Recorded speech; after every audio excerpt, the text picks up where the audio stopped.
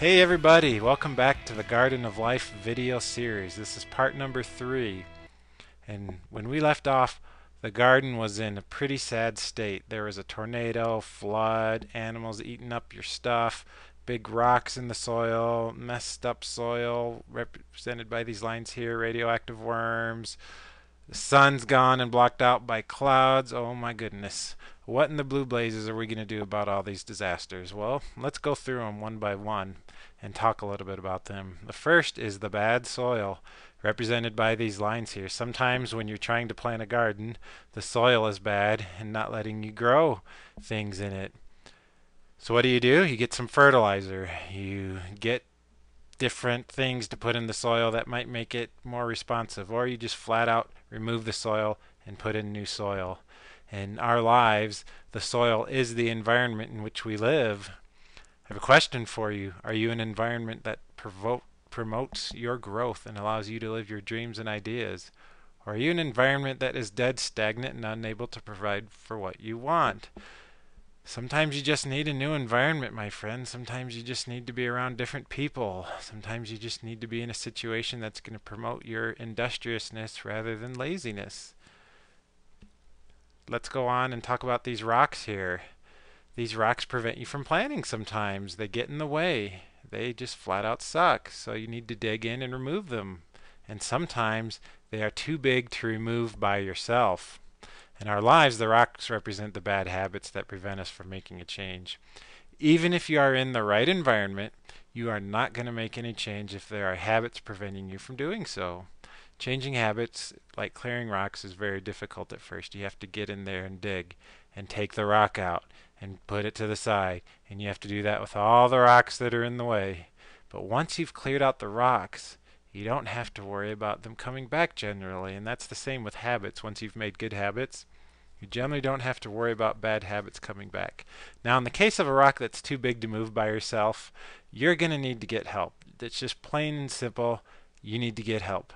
And I know that happens sometimes. Sometimes there's an addiction or some problem in life that is just too difficult to tackle alone. And this is where you need to seek the counsel of professionals. People who can really help you, whether it's a doctor, a psychiatrist, someone in your church, a good friend, a family member. You just need to go get help, and there's nothing wrong with that. And let's move on to these animals here. See this little badger here eating up the plant, and these radioactive worms in the soil, or whatever other animals that can cause problems with the garden. These are definitely a problem, and something needs to be done about them because they're crazy. They're eating your plants, and they're causing havoc. In our lives, when you are in the right environment, and you've created good habits, there are still external events outside of your control that will try and derail you if you let them. This can be a law that sidelines your business, or having a surgery, which I've experienced personally, a couple surgeries, or having some company undercut your prices, or whatever it is. And the way you deal with this is to put into place the necessary protections for yourself. Have the surgery and follow the recovery options. That's what I did to combat my surgery. Create a copyright for your unique information for your company. Hire a lawyer. Create so much value for your business and your products that it doesn't matter if your prices get undercut, because your product or service is so valuable that it doesn't matter what other people are trying to do. That's a quick take. People will go to you because you have the best stuff. Do whatever it takes to prevent those nasty animals from coming back. Now, we had the sun get blocked out, and that's no fun. The sun is a very important component of having a garden grow. Without the sun, you don't get those special nutrients, and your plants are going to die. In our lives, you may have made some progress on creating your dreams and ideas. You may have actually had good enough soil, no rocks, and combat the animals, and started to get something to grow. But somewhere along the way, you lost your passion and your drive to see this growth through to completion. You quit before you finished. And I did this back in the year 2004 with a website selling computer games. Just when it was starting to break even and have some success, I said, no, this is just taking too much time, and I quit. I just abandoned the whole website. I sabotaged myself is really what happened. Don't let this happen to you. If you truly believe in something, don't ever give up on it. Nurture it. Give it all you got. Do not give up on it. And now the next disaster we have is all this rain coming down and flooding the garden. Sometimes a garden just gets flooded and everything gets drowned. If this is happening, then you're probably in a world of hurt. Your garden is going to be destroyed, and there's not much you can do about it. In our lives, we can get flooded by pretty severe events. Things that cause us to have a lot of stress, like working extra hours at a job, or getting really sick, or losing a lot of money, or whatever it may be. These are events that are just serious and frustrating that completely take our focus off our dreams and ideas, and they can do this for long periods of time if we let them. Setbacks in life are difficult. You generally have to work hard to withstand the events that occur. But the thing about a flood is that it eventually subsides. A flood does not last forever. Now, it does cause damage. You're probably set back a few years, a few months, a few years, whatever the time is. You've let life get in the way. But the great thing is there's always an opportunity to continue.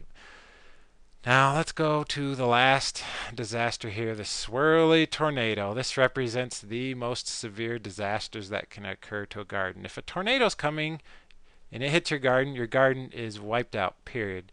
Everything is gone, everything is destroyed, the soil is gone, the plants are gone, everything is just destroyed, and there's really nothing you can do about it unless you've invented some kind of magical tornado barrier, which if you did, you're probably not even worrying about creating a garden because you have so much money. But I digress. You're not going to be able to stop a tornado.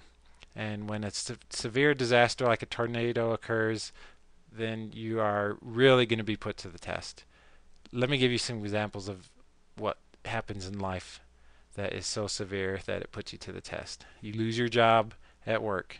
You lose all of your money. In fact, you go into the negatives in your money. You lose your marriage. Your spouse leaves you. You lose a limb on your body. You deal with the death of a loved one. You watch your business completely go under.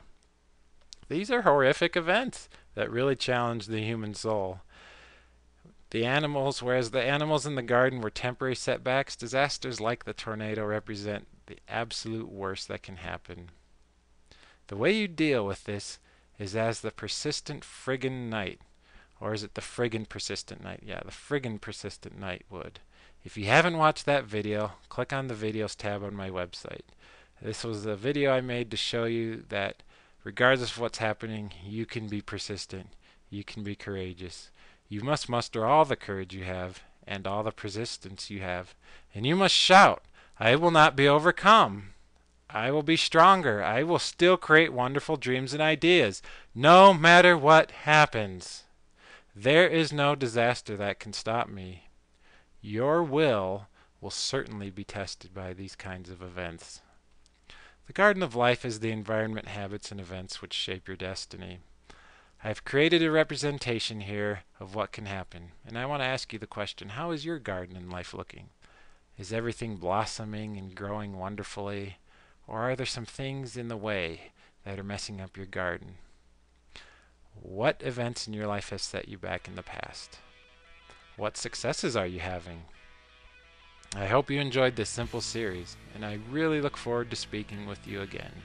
Thank you for your time.